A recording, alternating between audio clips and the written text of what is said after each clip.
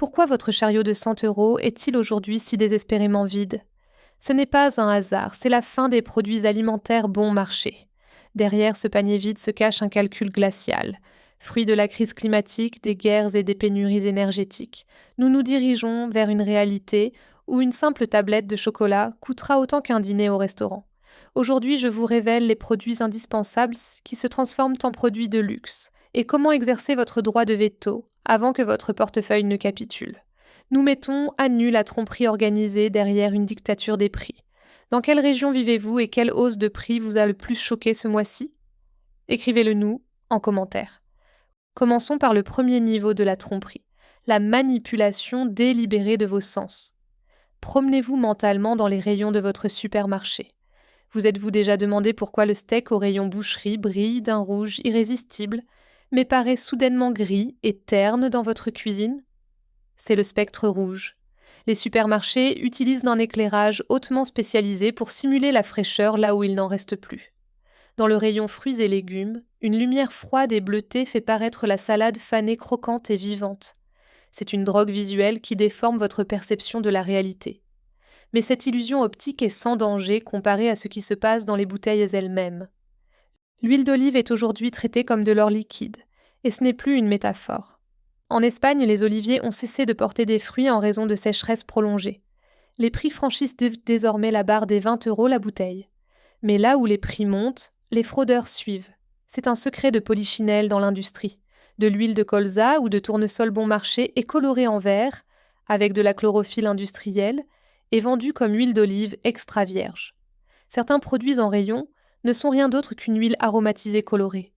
Une vraie huile d'olive doit piquer la gorge et sentir l'herbe fraîchement coupée. Si votre huile ne laisse en bouche qu'une sensation grasse et plate, vous payez le prix d'un produit de luxe pour recevoir de la mauvaise camelote. Avez-vous déjà remarqué ce goût bizarre et vous êtes-vous demandé si c'était votre palais qui vous jouait des tours? Racontez-nous votre expérience en commentaire. Quittons maintenant l'aspect purement visuel pour plonger dans le domaine du pillage structurel, car après la couleur vient le blocage biologique. Prenons votre café. Il est la première victime d'une tenaille formée par le stress thermique et la bureaucratie. Au Brésil, le gel détruit les plants d'arabica. Au Vietnam, le robusta plus résistant se dessèche en poussière. Un caféier réagit avec panique à la chaleur. 2 degrés Celsius de plus signifie 30% de récolte en moins. À cela s'ajoute la guerre en Ukraine qui a doublé les prix des engrais. Pendant que les agriculteurs se battent, l'Union européenne resserre l'étau bureaucratique. De nouvelles réglementations exigent des certificats d'origine numérique pour chaque grain. Ces coûts, c'est vous qui les supportez au final. Les jolies boîtes en rayon ont souvent plusieurs mois. Exercez votre droit de veto. Achetez directement auprès de torréfacteurs locaux en grande quantité. C'est plus frais, sans additifs et bien plus économique à l'unité. Le pillage structurel de vos réserves se poursuit avec le chocolat, qui passe du snack rapide aux produits de luxe exclusifs. En Afrique de l'Ouest, les maladies des cacaoyers font exploser les cours mondiaux. Pour masquer les hausses de prix, les fabricants ont recours à la réduflation. L'emballage reste identique, mais le contenu diminue discrètement de 100 grammes à 80 grammes. Pire encore, le beurre de cacao, coûteux, est remplacé par des graisses industrielles bon marché comme l'huile de palme et davantage de sucre. Vous mangez aujourd'hui plus de graisse industrielle que de cacao, mais vous payez plus que jamais. Le même schéma se retrouve dans le jus d'orange. La maladie bactérienne du greening des agrumes ravage les récoltes. Ce qui finit dans votre verre n'est souvent pas un jus, mais un nectar. Les fabricants allongent massivement la teneur en fruits avec de l'eau, de l'acide citrique et énormément de sucre. Vous achetez une eau sucrée coûteuse sous prétexte de santé. Le choix le plus intelligent aujourd'hui, passez aux pommes ou aux cerises régionales. Tout le reste est un pari sur un système à l'agonie. Mais ce n'est pas que le plaisir qui est touché, c'est la base même de l'alimentation. Le riz n'est plus un glucide bon marché, c'est un instrument de pouvoir. L'Inde contrôle 40% du marché mondial et a imposé des restrictions à l'exportation pour protéger sa propre population. Cela déclenche un effet domino au Vietnam et en Thaïlande. Le riz est désormais un bien stratégique. Mon conseil, oubliez les paquets de 500 grammes. Achetez au marché asiatique des sacs de 10 kg sous vide. Bien conservés, cela dure 2 ans. C'est votre sécurité alimentaire personnelle dans un monde instable. Même notre pain quotidien est devenu le carrefour de la guerre et de la spéculation. L'Ukraine et la Russie sont les greniers du monde. L'instabilité en mer Noire a fait grimper les prix des engrais de 300%. Des engrais plus chers, c'est du pain plus cher. Mais le vrai moteur de l'inflation, c'est l'énergie. Un boulanger traditionnel se bat contre le prix du gaz pour son four, pendant que les boulangeries industrielles font gonfler la pâte avec des enzymes en 60 minutes. Le vrai pain, qui a le droit de lever pendant 24 heures, devient un produit de luxe. Revenir à son propre levain n'est pas un choix de style de vie. C'est une opération visant à éliminer les coûts de logistique et de production. C'est le chemin vers l'autonomie. Mais la tromperie en rayon n'est que l'enveloppe. Pénétrons maintenant au cœur du système. Le cerveau de la machine qui contrôle votre portefeuille. Un supermarché n'est pas un lieu d'approvisionnement, c'est une machine à vendre hautement sophistiquée. Comprenez-vous comment on joue avec vous ? Nous entrons maintenant dans le territoire des pièges aux petites quantités et de la guerre psychologique. Regardez le papier toilette ou les épices. Pour maintenir le prix stable, le nombre de rouleaux diminue ou les feuilles s'amincissent millimètre par millimètre. Pour des épices comme la vanille ou le poivre, vous payez souvent 500% de plus dans les petits flacons de 20 grammes que dans les grands conditionnements. C'est un pillage rapide et douloureux de votre budget. Et pendant que vous essayez de comparer les prix, le système travaille contre vous. Les chariots grossissent chaque année de 10 à 15%. Psychologiquement, plus le chariot paraît vide, plus vous avez l'impression de ne pas avoir assez acheté. Cela vous pousse à des achats impulsifs inutiles. Mais le vrai coup de théâtre, c'est le dynamic pricing et le big data. Via les cartes de fidélité et les applications, les enseignes savent exactement quand votre lait est épuisé. Les prix ne sont plus les mêmes pour tout le monde, ils s'ajustent en temps réel.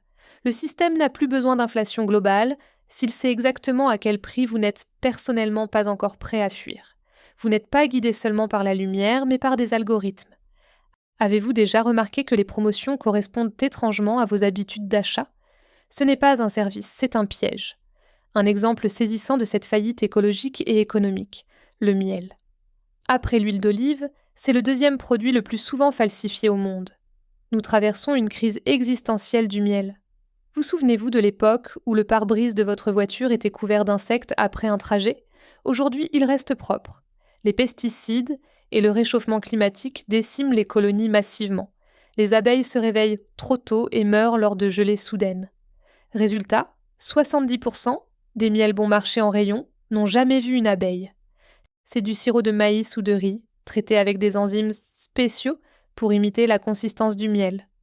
Je vous invite à vous lever, à aller dans votre cuisine et à tester votre miel. Test simple. Un vrai miel doit cristalliser et durcir au froid. Si votre miel reste liquide et transparent en hiver, vous avez entre les mains du sirop de sucre polymérisé. Achetez du miel en rayon. La structure moléculaire du rayon est quasi impossible à falsifier. Même pour la viande, on observe une transformation délibérée.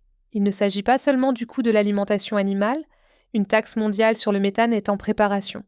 L'objectif est de faire redevenir la viande un produit de luxe, comme dans les années 50, consommé uniquement lors des grandes occasions.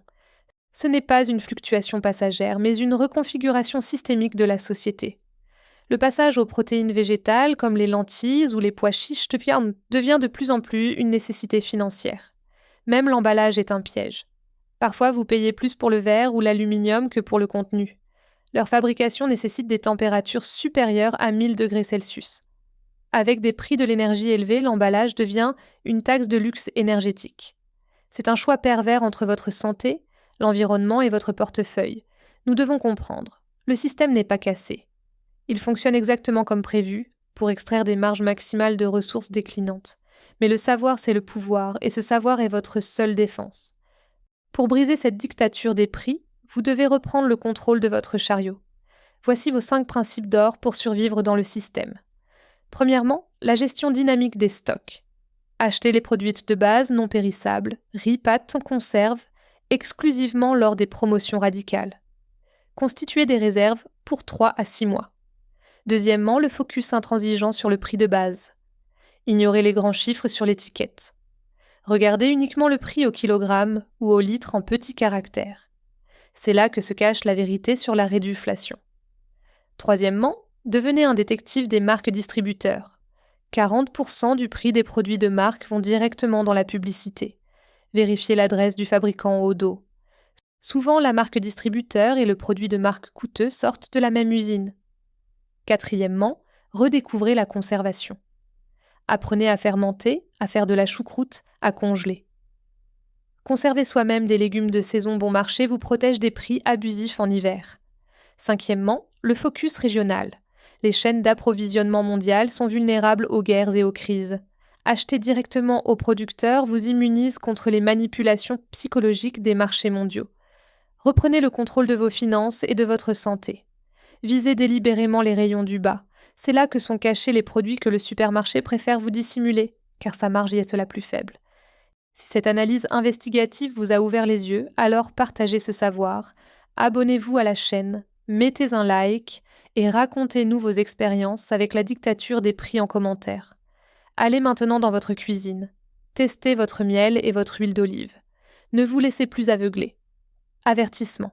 Cette analyse est le fruit d'une recherche journalistique indépendante visant la transparence du marché. Toutes les informations relatives aux prix et aux évolutions du marché sont fournies sans garantie, celles-ci étant soumises à des fluctuations constantes. Le contenu est destiné exclusivement à l'information et ne constitue pas un conseil juridique ou financier. Vérifiez les faits par vous-même et restez vigilant.